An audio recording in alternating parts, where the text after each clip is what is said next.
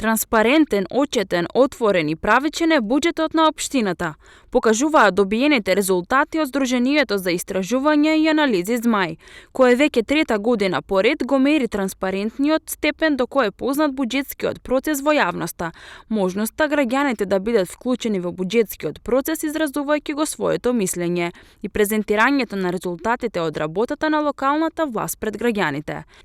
ЗМАј истражувањето се спроведува преку индексот за отворени општини,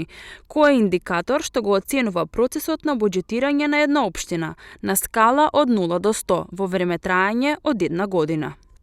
8 општини – Валандово, Богданци, Берово, Делчево, Битола, Крива Паланка, Центар, а меѓу нив и општина Струмица, покажале задоволително ниво на отвореност. Вкупно 13 имаат доволна отвореност на буџетскиот процес, а најголем број општини по бројност, односно 49, се покажале со минимална отвореност кон буџетскиот процес. Недоволно ниво на отвореност покажале 11 општини.